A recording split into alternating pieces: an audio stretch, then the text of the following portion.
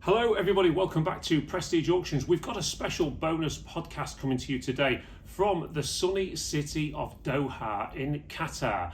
Why are we in Qatar? Well, anybody that knows me and knows Lisa at Prestige Auctions knows that my son and his beautiful wife moved out here last year. We're visiting them, and before we go any further, I want to show you just how fantastic this place really is.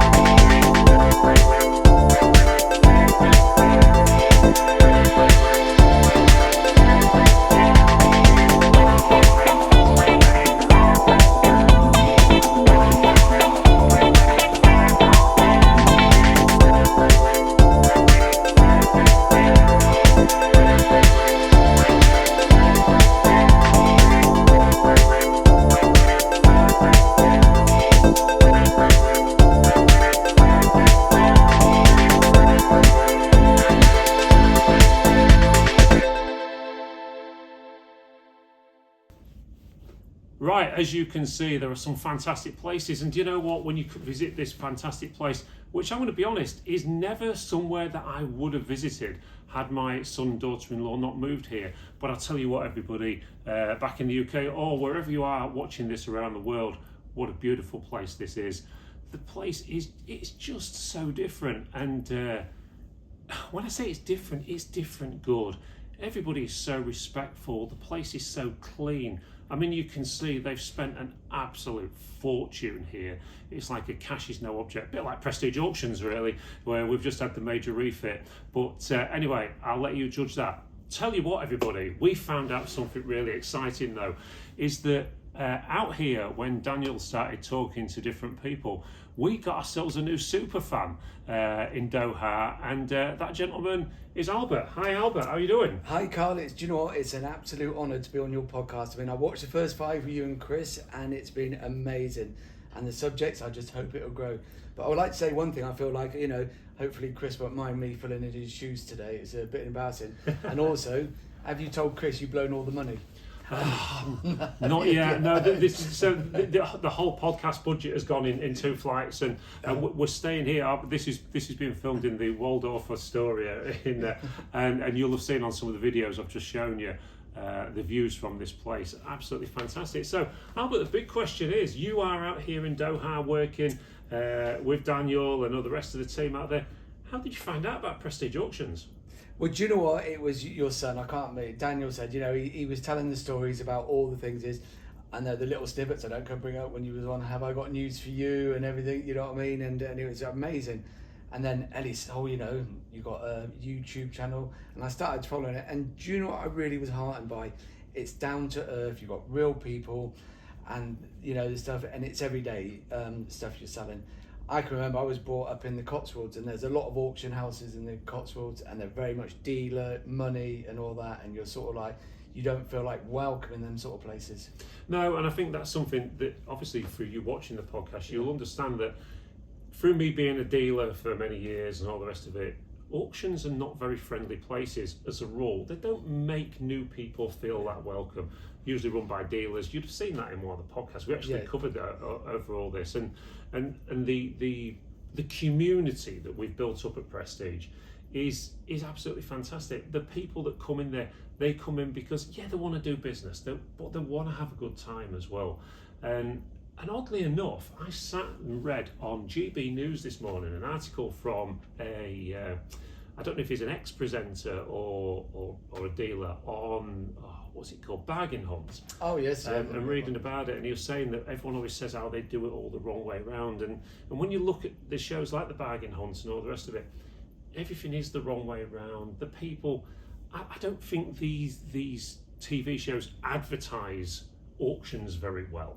Because you say there, they're in the Cotswolds, and I would imagine that the kind of the kind of auction rooms that there were all kind of antiques and collectibles. Yes, very expensive collectibles. Yeah. They weren't selling washing machines and pots and pans and the sort of things that, what most people are going to want to go to a sales auction room.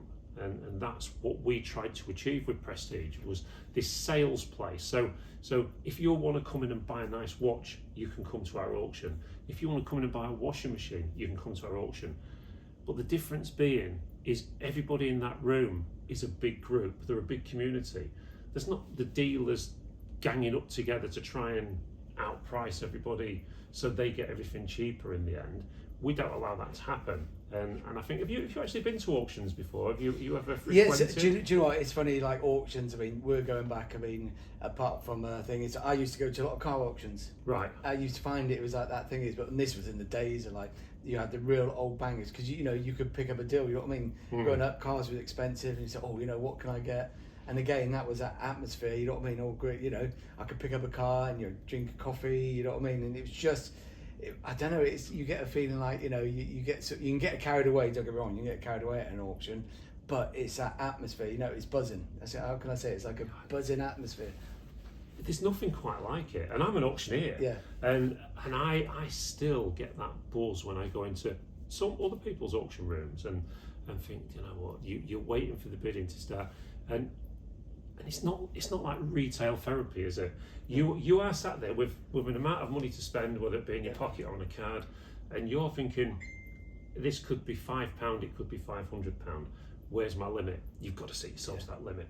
100% all the time, people, we tell you constantly, do not get auctionitis. Do not suddenly go, you're beating me, and stick your hand in the air, because you'll end up paying more for something that you want to pay, and and that's not the right way to go about auctioning. But anyway, just quick then. So what are you doing out here? What brought you to Doha? Well, it's a funny story because, as you know, my background, I spent 28 years in the military aviation in the Royal Navy, and absolutely loved it. And to the point, I was doing jobs every 2 years. I ran around the world, absolutely fantastic. But unfortunately, you come to a certain age, you've got new challenges. I went, do you know what? I'm going to go into oil and gas. And then I went oil and gas, absolutely loved it again, traveling around. I was only working half a year, but unfortunately, as we know, in 2015, the oil price crashed. And unfortunately, 2/3 of us lost our jobs. And I'm a great believer, things happen for a reason. And I had a couple of friends who were ex-military working in Abu Dhabi, phoned them up and they went, I'm glad you phoned, there's a job for you out here for their military. We, a lot of British companies support the Middle East military, and they went, the job's there if you want it. So I ended up doing 4 years in Abu Dhabi and Dubai.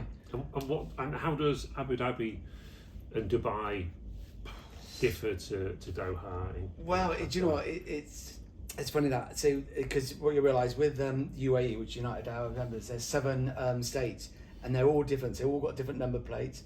Abu Dhabi is where the royal family from. That is the biggest state. That's the one that's got all the money. And Abu Dhabi is a bit like Doha, I would say. Its very thing is, Dubai is literally full on. You feel like it's all on top of you. Everybody talk about Dubai, but no, Abu Dhabi is actually the beautiful city, because it is actually the capital. People don't realise it's not Dubai. Right. Okay. Yeah. And that's, somewhere, I think on our Middle East adventure here of coming over here, it's like, I think because in the UK, the only press you ever see about the Middle East is bad. or terrifying. And you know what, you know, we're watching news clips up to literally the day before we flew, where there's been a rocket attack and all the rest of it. But you know what, when you forget about, I think as a UK resident, you forget about Qatar. It's just it is funny you talk about that. So Emma, my wife, she was a bit apprehensive, but it was fortunately enough. What happened was we went on holiday to Abu Dhabi, Dubai, and then went to Hong Kong because I worked out there, and my sister-in-law was out there to visit. And when I got offered the job, she said if she hadn't been to Abu Dhabi or Dubai, she would have said, "Oh no, I don't want you to go out there." But when she went, "No, go," you know what I mean? You know, and because. So like now, so when my wife comes out and visit, she says she feels so safe. She can get on the tram, metro, do not feel threatened. You could leave a wallet in a taxi and they will not take anything out of it, and they will get back to you and give you your wallet back. That is how safe it is. Do you know what? I mean, you know, on our adventure that we're on at the moment, which is sadly coming to an end, tomorrow's the last day. But me and Lisa have both said, you know what? I think it's something that the UK clearly has lost. Everyone knows this in the UK, that people are so, in certain places, so disrespectful these days. And the respect paid to people out here is just, everyone is just, seems to be just so nice to each other. You know, all right, we know there's consequences for not being nice and all the rest of it. But do you know what? Living under this umbrella of, wow, this is a nice environment to be. You know, there's everything is just the people. Was out driving today with Daniel, where there's people hanging down the sides of buildings, cleaning the sides of buildings. I mean, I'm not talking the windows. I'm talking the side of the building. They've got brushes. They're cleaning. They're making sure everything stays looking fantastic. Well, of course, they had the World Cup 2 years ago, didn't they? Was you out here then? No, so I literally just joined after World Cup, because after I left Abu Dhabi, I was back in the UK for 3 years working in aviation again for the military, and then this opportunity come up, and it was there was advertising again, and it was like, oh, I'll just apply, and I didn't think I'd actually get the job, and I said to Emma, when I got offered it, I said, I'm happy to stay or go. Straight away said, no, go, because it's a quality of life. It is a quality of life out here. It's, you know, and like I said, you know, and also it's a tax-free salary. I'm not going to tell a lie. We get a tax-free salary. Yeah, this is the tax-free salary. I mean, do you know what? Of course, whilst we've been out here, there's been the budget and that in the UK, and of course, as business owners, me and Lisa are closely watching stuff like this. How's it going to affect us? How's it going to affect our business, our employees, etc.? And you know, then you come here and you think, well, where in the UK we're taxed on everything. You know, you're taxed from the minute you're born till when you're dead. They even tax you after you're dead. And then you come here, no tax. I mean, can you imagine that? No tax. It's just, yeah. I mean, you know, they've got, you know, they've been backed. Is it by oil or gas out here? So basically, they're primarily gas, and that is where they've started up. It was, you know, you get liquefied gas. Yeah. That is how they ship it. So primarily, it's gas. So that is one of the biggest thing is Qatar's got all this gas reserves. Wow, and they've got one hell of an airline as well, haven't they? Well, they're also, that's another thing. And so they're very, because where this situation is, that's why you got airlines like Emirates, Qatar, Etihad, because you're in the centre of the globe for travelling. Australia, that is why these airlines can make such an impact, because people travelling. We noticed that on the way out here when we flew with Qatar Airways, and you was looking, and there was like lots of students and stuff going to Kenya on a safari thing, and then you suddenly realise that once you get to the airport at Doha, there's like one lane goes off that way, which is further travel, and then like a few people were going up the escalator over here. That's what you find. You find about 90% are travelling off and 10% are staying in and I was Qatar, like, wow. But do you know what? I think it's a beautiful place. I mean, you mentioned Emma. So Emma's the good lady. She is a good lady, and you talk about that. So we live in Cornwall. We've got a house down there, and again, it's a bit like you were saying. I think it all depends where you live in the country. We're fortunate enough. We live in Cornwall, a little village outside Truro, and you've still got the community feel. You've still got a community centre. During COVID, they couldn't do enough. You know what I mean? Wow. And that's what heartens me. Some people say about the UK, but I say, there's still pockets. You know what I mean? Where you still get that community feel. A bit like you said about your auction house. You have that community feel. I think it can, given the right circumstances, it can be created still. Yes. Whether it be in a small village. I mean, we live in a place called Humberston, which is part of Grimsby, and of course and Humberston's quite a nice part. We still you walk to the shop in the morning, people say good morning and all the rest of it, and and I think it's such a shame really that we've lost a lot of community spirit in the UK just because of people and areas. It's not necessarily, I've always thought it might be nice to do a social experiment and put nice people into a bad area. I think you'd see a change. And I think it's about attitude, isn't it? But that's that's really nice. So clearly you've spent a lot of years in the military and stuff. So Emma's kind of got used to you being away. Yes, unfortunately, she's an ex-army nurse, so she used to be being away. I don't know. It was like, so when this opportunity came up, she said no, go, because she likes her holidays. She comes over a lot because she got a job in the UK, and I said, why don't you leave the job, move over? But she said no, it's only 3 days a week, so she's happy to stay there and have long holidays. You know what I mean? She comes for a month at a time, and it's. Any children? Yeah, so that's another thing is, so I've got one son. He's actually fortunate enough, he's just finished his masters and he's got a full-time job in Bristol, so that's another cash burden gone. Cash burden. So I know that one. I was going to say, I don't think people don't realise when you, as you know, with having your children, I don't think you realise there's still always, even though you'll always still try and help them out no matter what. It's just one of them things, I know. Yeah. You almost, as a parent, you almost become just happy that they're doing well. Yes, exactly. They're doing well, and then they don't burden you quite as much anymore. But and I understand you've got a bit of a love of motor racing as well. Yeah, so that's another thing is, so it's funny because in a couple of weeks' time, as you know, it's a Qatar F1 coming out. So of course, so talking about that, so I'm always a good dad. I'm flying my son out for the race because he's a F1 fan. So that's normally my treat. So we normally do Qatar, British Grand Prix as well. You know what I mean? I think people say, oh, why you spend all that money? You know what I mean? I said, well, do you know what? I have a bit of quality father and son time. So you It's can't, nice, you can't take that away. So No, that is nice. I mean, obviously, me and Lisa. Lisa is actually just the other side of those curtains. Behind glass though, so she can't hear us. So me and Lisa, we are very family orientated, and we do so much with our sons and daughter-in-laws, and a fantastic grandchildren we've got now as well. In fact, we've been on FaceTime with them today, and it's such a nice thing, and to have the opportunities, and I mean, you can't begin to believe how distraught Lisa was when Daniel got this job. It was like, oh my God, but the world's not such a big place anymore, is it? I think people don't realise, you can put it in context. It's from Heathrow, it's about a 6-hour flight to Qatar.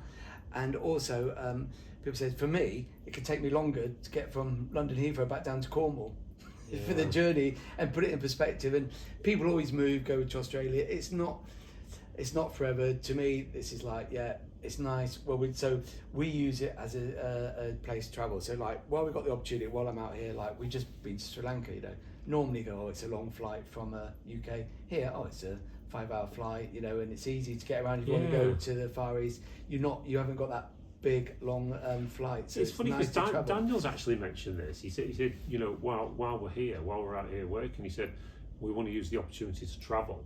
So because there's so many more places you can get to a lot easier than that extra bit from the UK.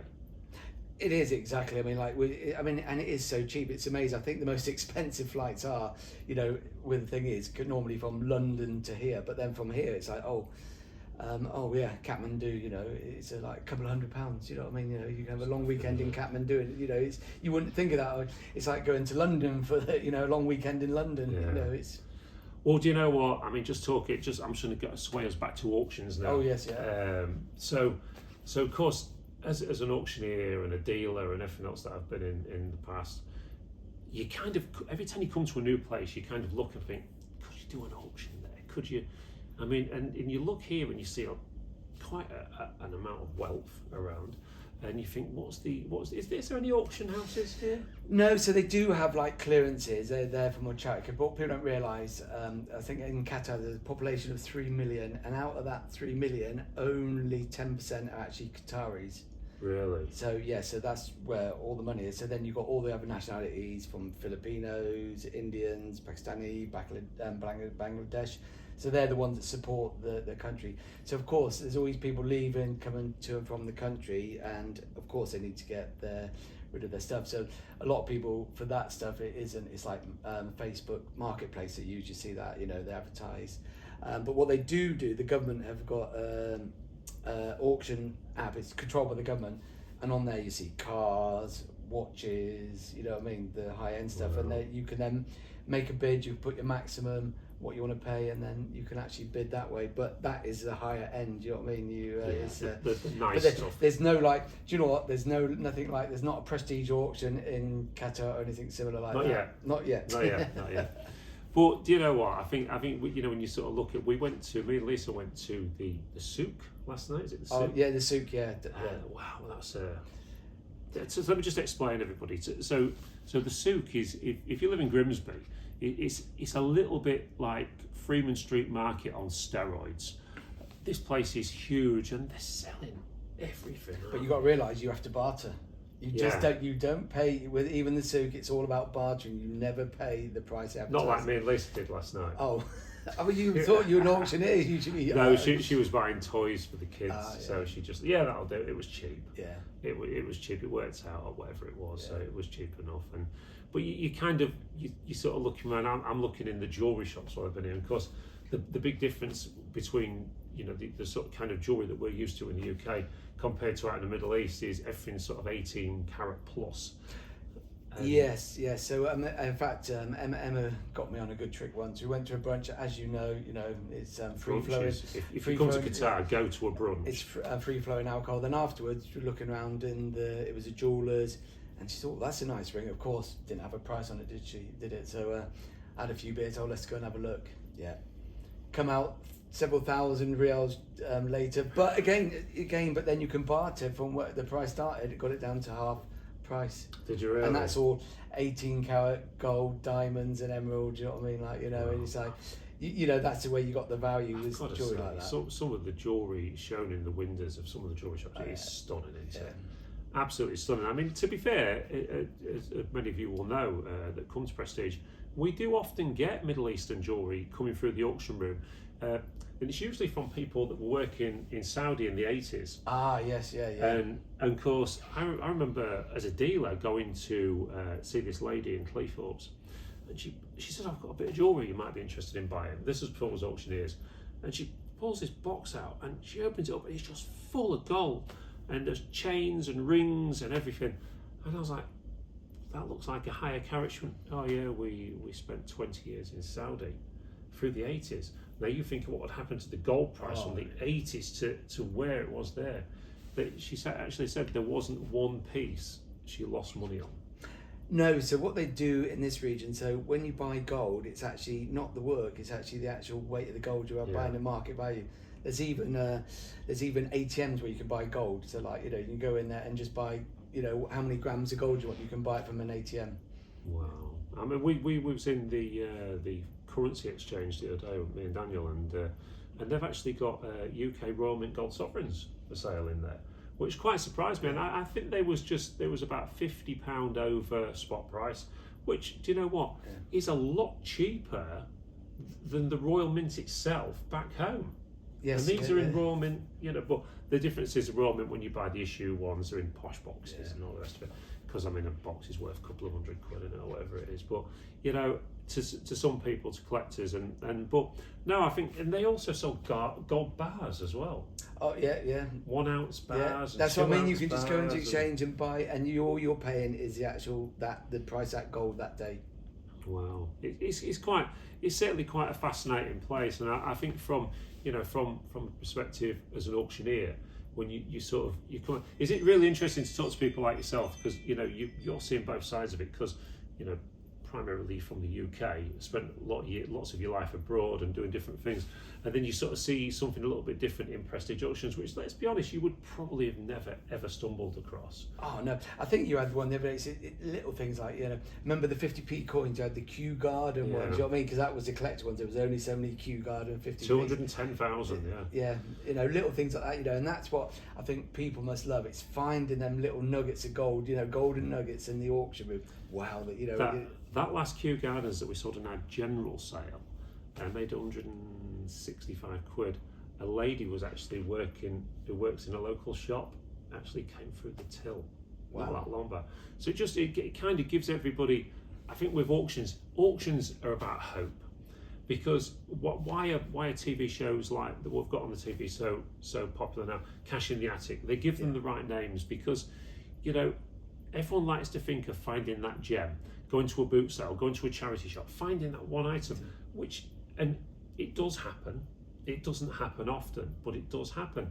And people also that come into auctions like Prestige, they walk through the door, they rummage the boxes that have come from the house clearances and the private individuals, and they may find a gem in there. Now, what's a gem to me might not be a gem to you, but vice versa as well. If to somebody that collects cigarette cards, they come in and find a packet, one that they're waiting to get in their collection, might not be worth that much money, but they've never found it. That's worth a fortune to them.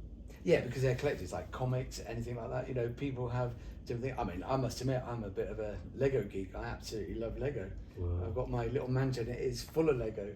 So I've got to say, obviously we haven't discussed anything that was really going to talk about, but now you just mentioned Lego. Now, we was in a shopping mall the other day, and I've seen some of the biggest and best Lego sets I've ever seen here. And they were boxes this size of not just like in the UK, we would say, well, what's the most expensive stuff? Well, Harry Potter and Star Wars. You come here, there's everything. These Lego boxes, and the Collectors Guild ones, and yes, limited numbers. I mean, don't get me wrong, they're 800 to 1,200 quid each. But I've never seen them before, and I'm an auctioneer. I've never seen these particular sets. I think with Lego, people don't realise it's now their biggest market is over adults. That you can see by the packaging and the price of some of the assets, and that is why they have when they have an end of run. So that is when, if you're going to buy one, it's like if you got the money, you buy one set, build it, buy another one, and keep it in his box. Yeah.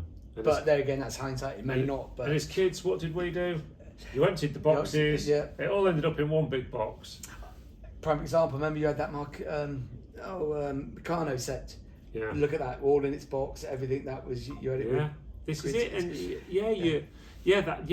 Meccano set we did on the podcast. Yeah. And you kind of look at that, but a few years ago, maybe 3 or 4 years ago now, we cleared a house in Grimsby. It's where we found quite by surprise, found an Austin A35 hidden away in the garage. And literally, the story went from the family was that in the 1970s, Dad had bought a Jag or something, parked the A35 in the garage with the keys to the ignition, and then everything just got piled on top of it, so you couldn't really see it was there. It was just a garage. So when Dad passes away, we go and clear the property, talking to the family, or the lady actually, and she says, "Oh yeah, there's an Austin A35 in there. You just got to dig it out. So can it go to the auction? Yeah, it can." It kind of sticks in your mind. It made the daily papers and all sorts of stuff, about treasure found. But what was so amazing to me about this house was Dad was also a collector of Meccano and Dinky and Corgi cards. Oh wow, yeah. But he kept them all in the boxes. The Meccanos, he never broke the seals. Wow. And I was just like, I mean, you wouldn't have seen that one, but the Meccano that came out of that house was just like, wow, absolute wow. And the cars, the Dinky cars and the Corgi cars, and the thing is, I'm not talking about the Meccano, yes. Yeah. So these Dinky cars, my God, there weren't just one or two. There were boxes of them. Boxes and boxes, and the lady was like really quite surprised how much it all sold for in the end. But you know what? That's why when we talk about auctions and clearance and all the rest of it. This is why you should get a good auctioneer in, rather than just doing like some people do. Oh, well, my mate said this. Well, your mate doesn't know what he's looking at necessarily. So we're always saying to people constantly, come to the auction, speak to us, find out, get some details, because so many people, maybe like yourself, maybe you've done it in your family in the past when you've got a property to declare, they just get on and do it. Don't ever do that. Bring an auctioneer in, a good reputable auctioneer that's going to say, don't do anything with that, we can sell that. Or better still, bring in Prestige Auctions, of course, we'll do the lot for you. Somebody just told me, I don't know if you know this, but we sold a theme park off in Claythorpe's Pleasure Island. Yes, this is an infamous one that was on Have I Got News for You? This is, yeah. Yes. But ironically, with the part of the world that you live, we've just had a message this week saying that a theme park is shut down in Cornwall, and maybe you should get in touch. So if you are watching this, if you are you're the receivers or whatever, we've got experience in selling theme parks, get in touch with us. Albert, it's been an absolute pleasure talking to you. And can I just say, it's been a pleasure to meet. I finally meet you and Lisa. It's been And you've got the mug. And I've got, do you know what, now I have got a Prestige Auction mug, and it takes pride of place on my desk at work. Well, do you know what? It's really nice that we know we've got people that watch us around the world, and we know we've got people that are interested in the auction industry and what me and Lisa do and the fantastic community. But you know, to actually meet one of them in another country is an absolute pleasure. Thank you, Carl. Thank you and ever can't so wait much. to see you and Lisa again. Yeah, and we'll look forward to it. And maybe next year when we're back out here, we'll do another one. Excellent. All right then, thanks ever so much. Listen everybody, thanks ever so much for watching Prestige Auctions. It's been another cracking podcast, this one, I think, and one that's just a little bit different. I want to thank Albert for coming on and having the guts to come on, because not everybody can sit in front of a camera and talk away. But you know what, it's such a great place, this. If you get the chance, get yourselves out to Qatar, Doha. It's a beautiful, beautiful place. And I'm sure we'll be coming back, definitely. And this time, we'll get Albert to buy us a drink. Take it easy, and we'll catch you all at the next one. Oh, that's going to be my pride of joy work, that is. Oh, thank you. And it's got a coast as well. And you got the Oh, I'm made up now. What does it say? Leave me alone, I'm watching Prestige Auctions. Oh. Oh, thank you very much.